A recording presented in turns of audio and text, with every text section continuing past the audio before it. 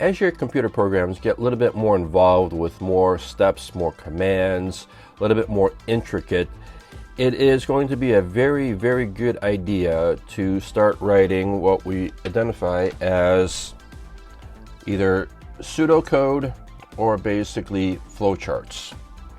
So what are they and how do they work? Well, before getting into the details of that, let's take a look at this.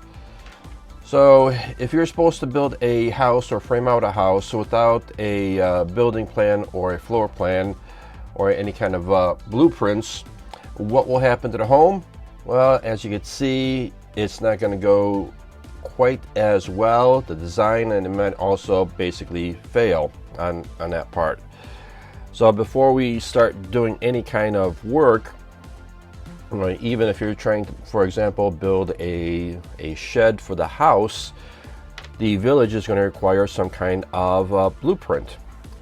So basically, the whole concept of blueprint is looking at the essentials of the house, looking at the construction process, looking at to see if there's the correct type of building codes, looking at the visualization of the product itself, and basically you get a little bit of a better overall idea in terms of how to go about it.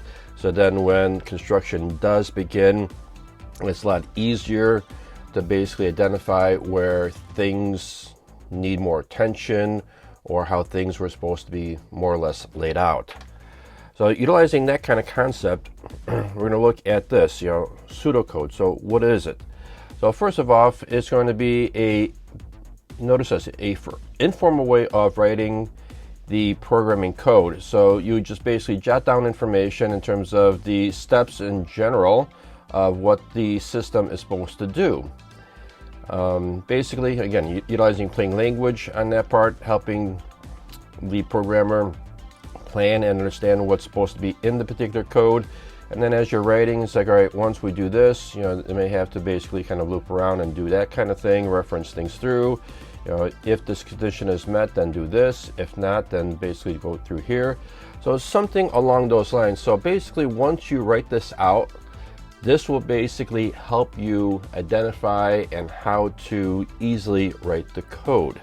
And clearly here, we don't need to have a computer system to do all that. We just need to have the instructions in terms of what the purpose of the program is going to be. We're continuing on. So how to write the pseudocode? So again, you're just going to write it in regular step-by-step format there. Kind of mimic the structure of the code a little bit. Clearly add comments onto that.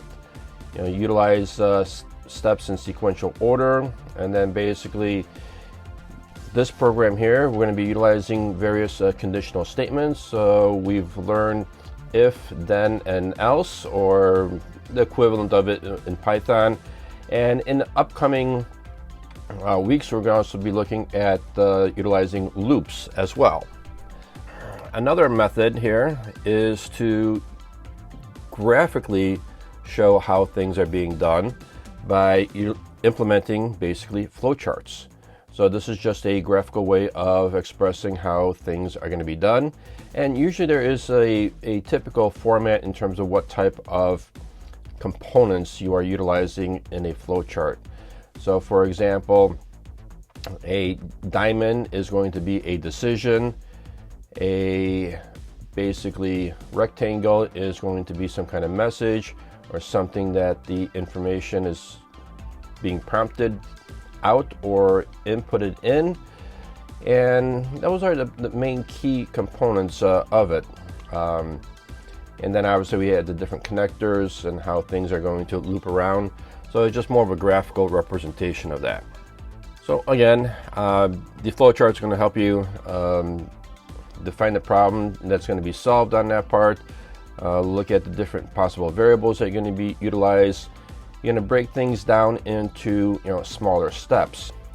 And doing these things again will help you with the code and design on that part.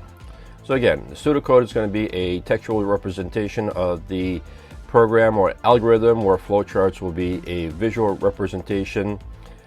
Flowcharts can be used to create the pseudocode or vice versa, and it's just a much more easier way to figure out how you're going to write the code versus trying to, you know, write code and it doesn't work. You're going to rewrite and it doesn't work. So it's better to have that laid out plan when you do.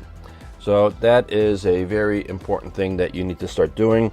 And some little bit more involved projects, I will require you to submit either a pseudocode or flowchart for the program that you'll be working on. All right, so that would be it for this one.